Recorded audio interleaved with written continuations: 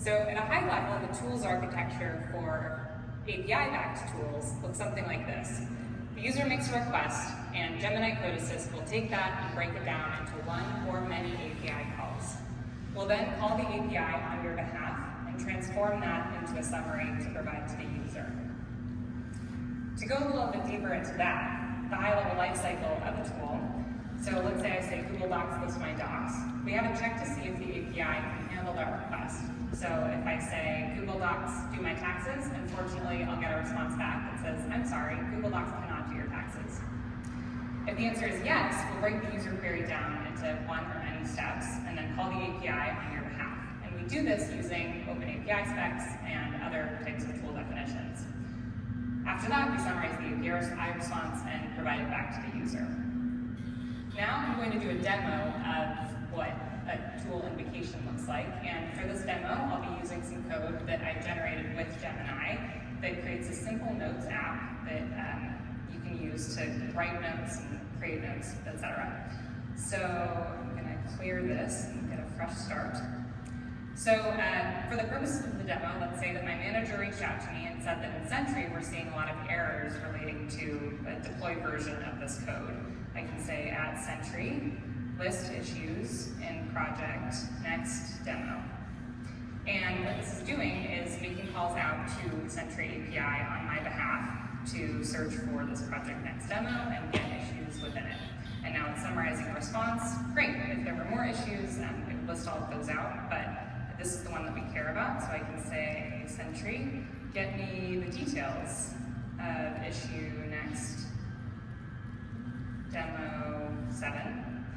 And what's nice about this, as Srinath mentioned, not only are you reducing context switching because you're not having to leave the IDE, you're also able to provide context for Gemini Code Assist. And so if it responded with an issue that seemed really complicated, I could use Gemini Code Assist to take this as context and also the code and generate changes.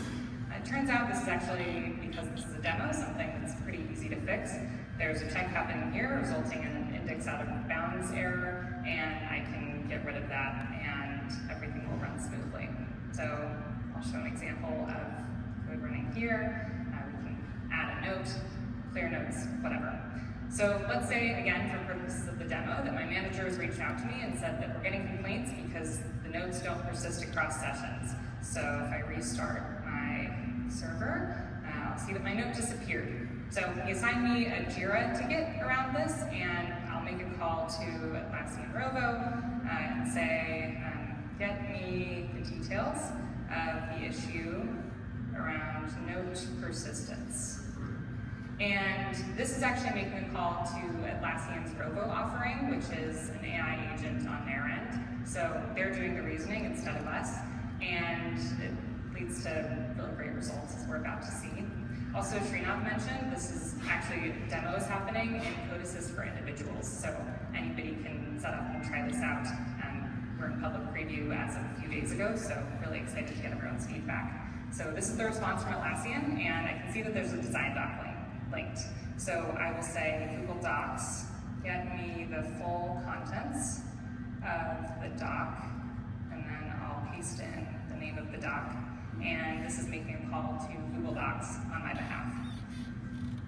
This is, again, something that is nice because I'm reducing context switching. I'm not having to go and read the Google Doc, but also I am gathering information that I then can provide to Gemini to generate code on my behalf. So I'll say, great, now that I have this whole design doc, I can ask it to generate code to update the Notes app for the changes outlined in the design doc. And I don't need it to, explanations required. Just get the code, so I will run that. And we recently introduced streaming, which we should be able to see in Gemini Code Assist. It's coming out kind of as we get it, which is really exciting.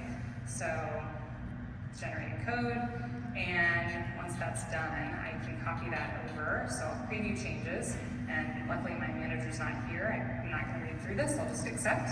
And I'll save that. I will restart the server, and we'll see here. computer, so I'll add a note. I will close it down, run notes, refresh, and it's there. So that's exciting. So thank you all so much. That is the demo of my Notes app. In addition, I want to call out that if you're finding yourself as a user of this and you're wanting to figure out what you can do with the tool, we offer a help command. So you can say, for example, new relic help, and the tool will provide to you a list of the things that it's able to do. In addition, if I wanted to take this further, there are lots of opportunities to do that. So, for example, I could leverage the MongoDB or Neo4j tools to turn this into a production working service that isn't just something that I'm running locally on my computer. And with that, we will transition over to a panel. Please bring everyone back.